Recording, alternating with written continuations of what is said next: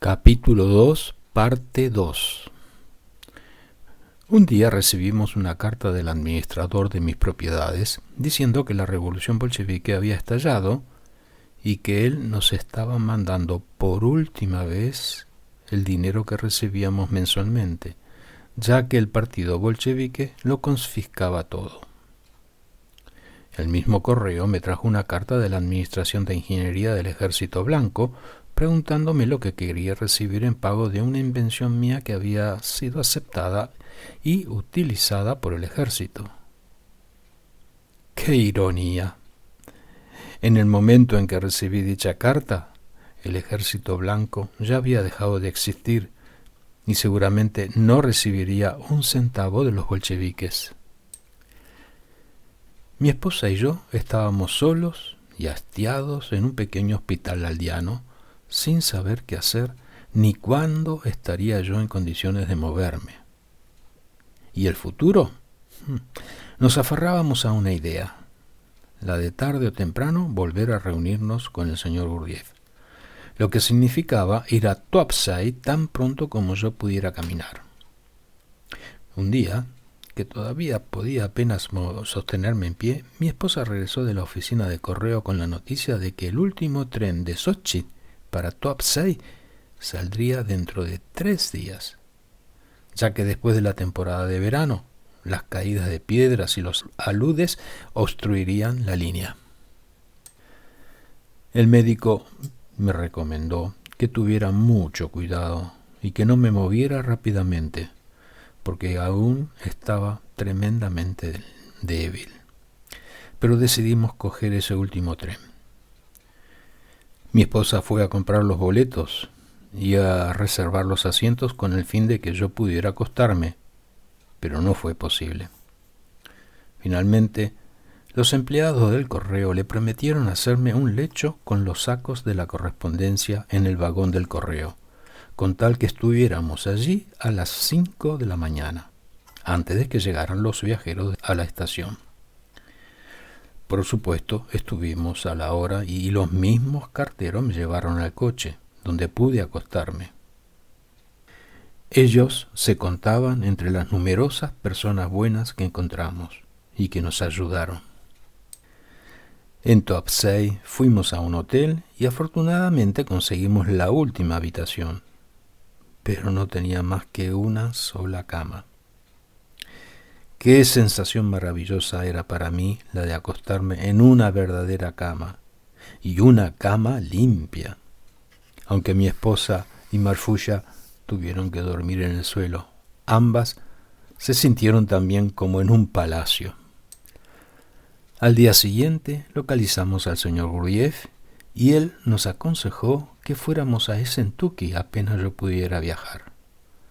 Allá teníamos amigos y encontraríamos los médicos y los remedios que necesitaba. Así que al cabo de unos días nos marchamos para Essentuki. Aquel viaje fue una pesadilla. Tuvimos que cambiar de tren 2 veces. En Tuapsay pudimos ocupar un compartimiento espacioso, pero cuando nuestro tren llegó a Armavir, nuestra primera estación de transbordo, nos enteramos que el tren para Nimeralji Body estaba atestado de soldados. No había vagón de primera clase y todo estaba hecho un caos.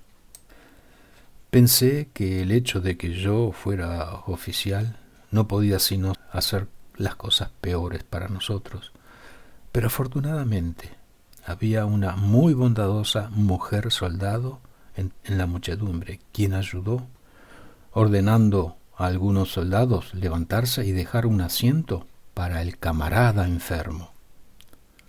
Éramos 9 en el compartimiento, y mi esposa y Marfulla tuvieron que permanecer de pie en el pasillo, repleto con pasajeros y equipaje. Llegamos a Nimeralji Body después de caer la noche y allí tuvimos que esperar 3 horas el tren para Essentuki.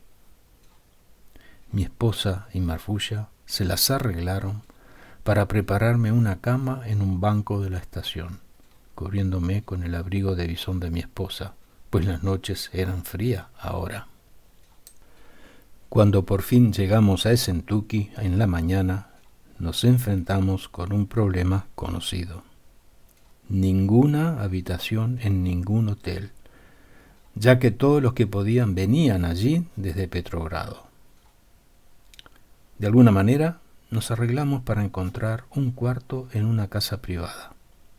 Mi permiso militar había vencido hacía tiempo y los oficiales podían pedir ver mis papeles, y fue entonces cuando nos dimos cuenta de cuán prudente había sido el señor Gurdjieff al insistir que yo fuera a un hospital. Yo tenía papeles del hospital declarando que después de una fiebre tifoidea tenía el corazón debilitado y necesitaba un descanso de 6 meses.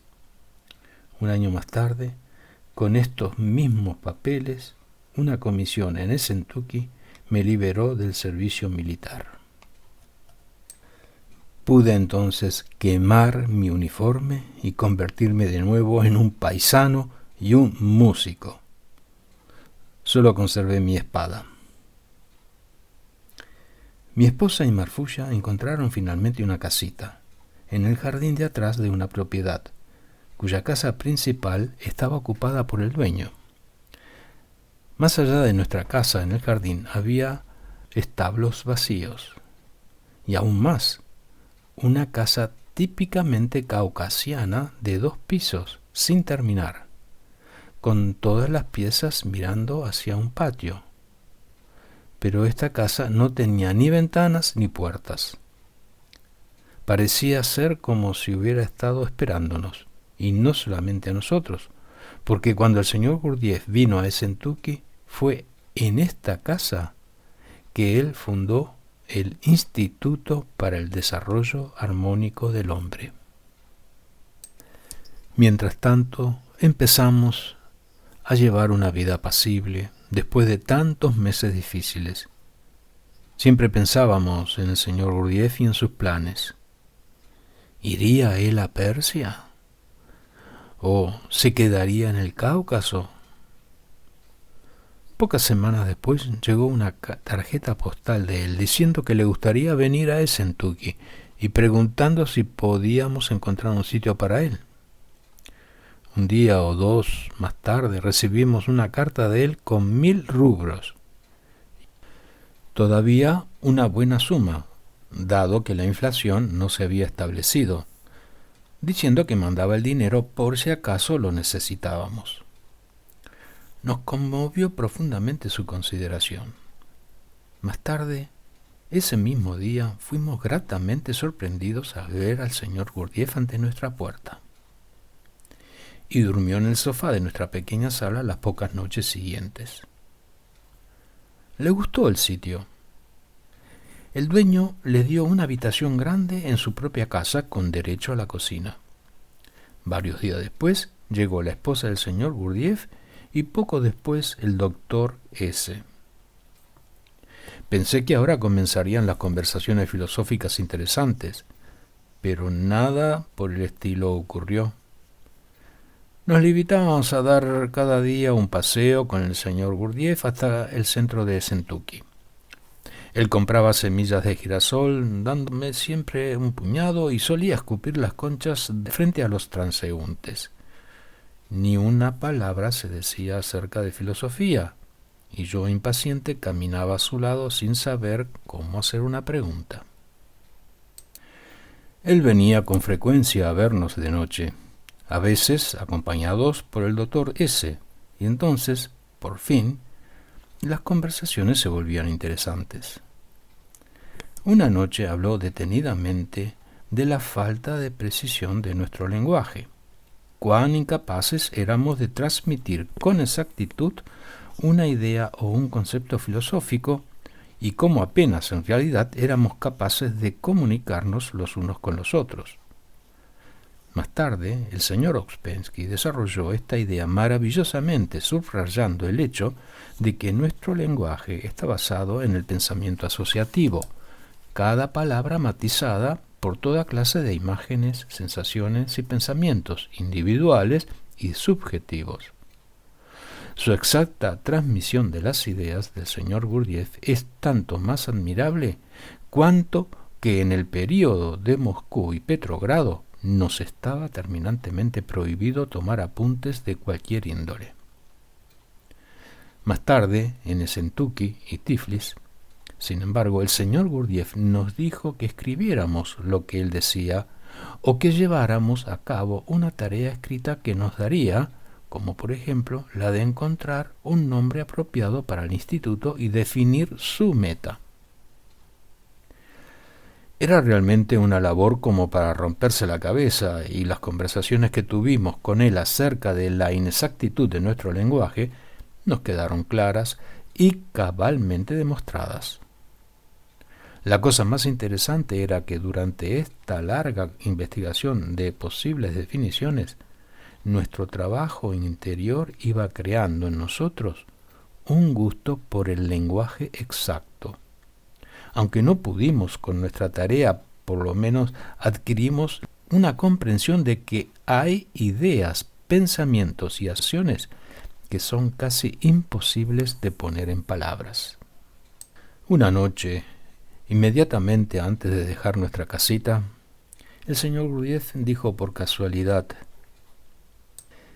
«Esta es la última noche que vengo a su casa porque pronto voy a empezar a trabajar con el doctor S». Solo Dios sabe cuánto me hirieron estas palabras. Pensé que él estaba a punto de comenzar un trabajo esotérico sumamente importante con el doctor S y que yo no estaría incluido, por estar todavía muy, entre comillas, nuevo en el trabajo.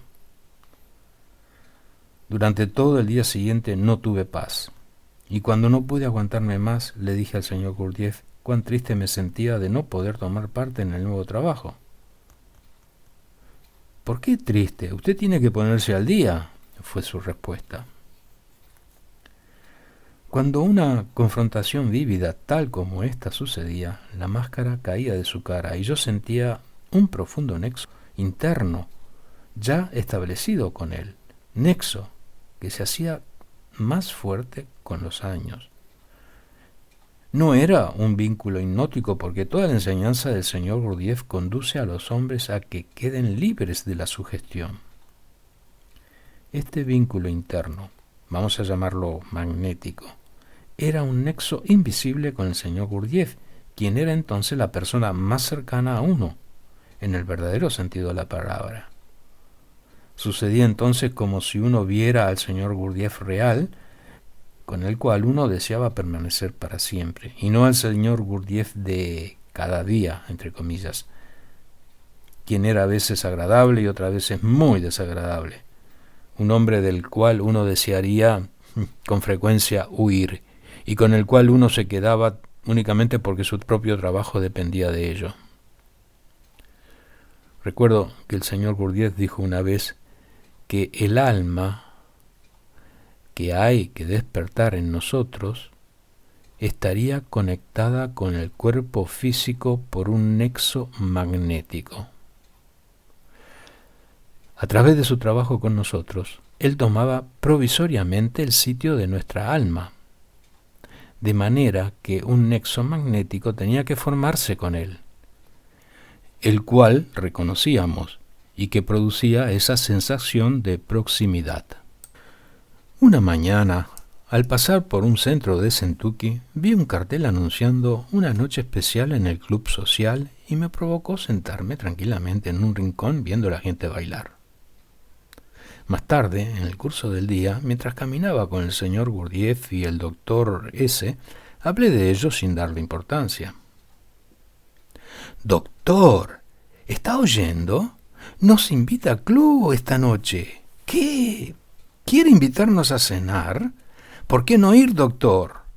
Gracias por su invitación». La cosa andaba mal. Una cena durante la inflación costaba una tremenda cantidad de dinero y yo no tenía ya ninguna entrada mensual. Pero no había otro remedio que seguir adelante con ese plan,